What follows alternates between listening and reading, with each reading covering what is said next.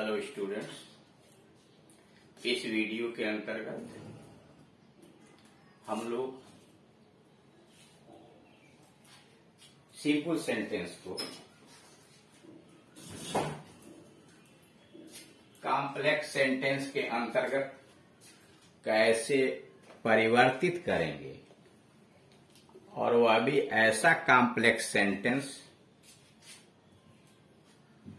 जिसके अंतर्गत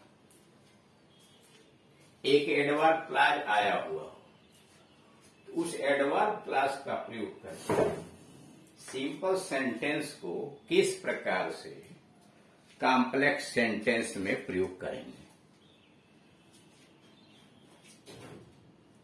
इसके लिए तरीका यह होता है कि किसी एक पार्ट को प्रिंसिपल क्लॉज छोड़ करके किसी एक पार्ट को डेवलप करके उसको बढ़ा करके और एडवर्ब क्लॉज बना दिया जाता है। एडवर्ब क्लॉज इतने काम करता है: स्थान बताने के लिए आता है, समय बताने के लिए आता है, कारण बताने के लिए आता है, मेथड बताने के लिए आता है, पर्पज बताने उद्देश्य के लिए, इफेक्ट प्रभाव के लिए आता है, तुलना के लिए आता है, शर्त के लिए आता है।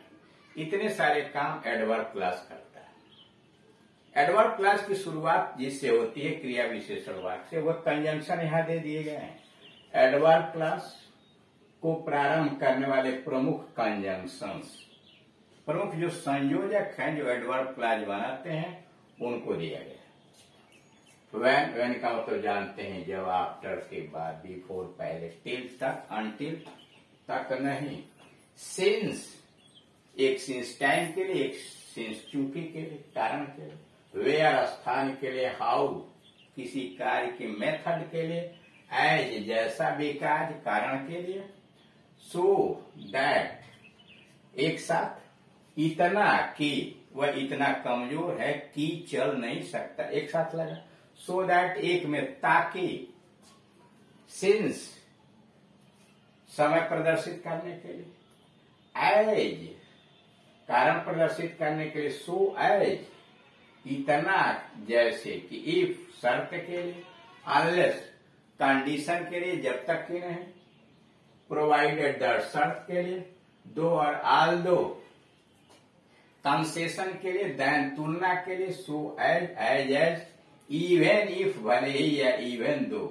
ये सारे ऐसे कंजंक्शंस हैं जिनसे एडवर्ब क्लॉज की शुरुआत होती है।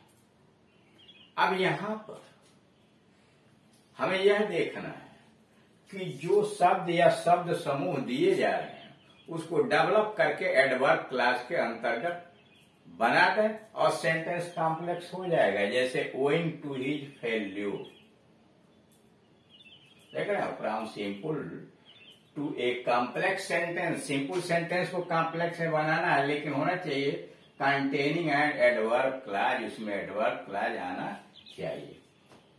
तो ओइंग टू हिज फेल्यूर, अपने असफलता की वजह से, he had no courage to make further attempt. अब उसके पास पुनः प्रयास करने का साहस नहीं है।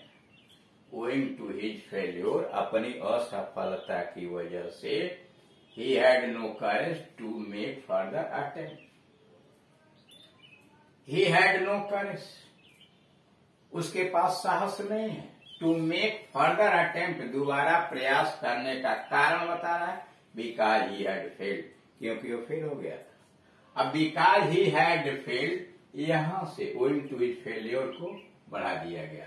अगर सेंटेंस सीधे लिखते तो ऐसे लिख देते, सिंस ही हैड फेल्ड, चूंकि वो फेल हो गया था, comma he had no courage to make further attempt. जब कारण के लिए विकार लगाएंगे तो वाक्य के बीच में आएगा, सिंस के लिए लगाएंगे तो पहले आएगा। The problem was too difficult to be solved, समस्या हल करने के लिए बहुत कठिन थी। ये टी डबल वो है। The problem was too difficult to be solved. To के जगह पर सो लगा दीजिए। The problem was so difficult, समस्या इतनी कठिन थी और उसका दुष्प्रभाव क्या हुआ, that it could not be solve, it could not be solve. अब यहाँ है कि समस्या इतना कठिन थी, दैट या सो दैट आया हुआ ना, सो और दैट वही कंजंक्शन प्रयोग किया, समस्या इतना कठिन थी कि उसका प्रभाव क्या हुआ, that he could not, that it could not be solve, इसे हल नहीं किया जा सका। तीसरा, he worked hard for the purpose of gaining a prize, उसने इनाम प्राप्त करने के उद्देश्य से परिश्रम किया, उसने इनाम प्राप्त करने के लिए, गेनिंग प्राप्त करने के उद्देश्य से काम किया, परिश्रम किया। ही वर्कड हार्ड, उसने मेहनत किया, सो दैट, ताकि he might gain a prize, he worked hard so that he might gain a prize, उसने मेहनत किया ताकि वह एक इनाम प्राप्त कर सके, he might gain a prize, he worked hard, उसने मेहनत किया, सो दैट, ताकि he might gain a prize, ताकि वह इनाम प्राप्त कर सके। Without having, without leave from master, मालिक से बिना छुट्टी के, without leave from master we can not go out, हम बाहर नहीं जा सकते। विदाउट लीव, लीव छुट्टी, from the master we can not go out. If we do not get leave from the master, अगर हम मालिक से छुट्टी प्राप्त नहीं करेंगे, we can not go out, हम बाहर नहीं जा सकते। शर्त प्रकट करने के लिए यहाँ आया ना, without leave from the master, बिना मालिक के छुट्टी प्राप्त किए, यानी यदि मालिक छुट्टी नहीं देगा तो हम बाहर नहीं जाएंगे। If we do not get leave from the master we can not go out. In spite of all his riches, अपने सारे समृद्धि के बावजूद, अमीरी के बावजूद, in spite of all his riches he is not happy, वो खुश नहीं है। अब इसके लिए क्या करेंगे, इसके लिए देखिए आल्दो या दो का प्रयोग कीजिए। आल्दो ही इज रिच, यद्यपि वह अमीर है, ही इज नॉट हैप्पी, वो खुश नहीं है। या दो he is rich, he is not happy. Of all the boys in the class Hari is the most industrious, तुलना के लिए आया हुआ, कक्षा के सभी लड़कों में हरी सबसे परिश्रमी है। अब उसको चेंज किया गया, तुलना की गई, no other boy in the class, कक्षा का कोई भी दूसरा लड़का इज सो इंटेलिजेंट, इंडस्ट्रियस, उतना परिश्रमी नहीं है। कक्षा का कोई भी दूसरा लड़का उतना परिश्रमी नहीं है एज हरी, जितना हरी है, तो तुलना की गई। He acted according to my instructions, उसने मेरे निर्देश के अनुसार काम किया। He acted according to my instruction, मेरे निर्देश के अनुसार उसने काम किया। ही एक्टेड, उसने काम किया, एज आई हैड इंस्ट्रक्टेड, जैसा कि मैंने निर्देशित किया था। He acted according to my instructions, he acted as I had instructed. He was respected everywhere, हर जगह उसका सम्मान हुआ। He was respected everywhere. He was respected wherever he went. He was respected wherever he went.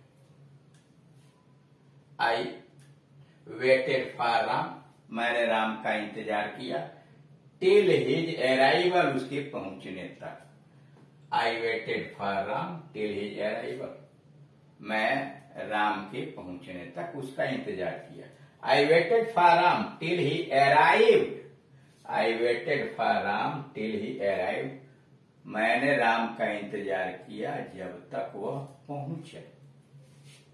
Sita worked hard, Sita ने कठोर परिश्रम किया to get good marks, अच्छे अंक पाने के लिए।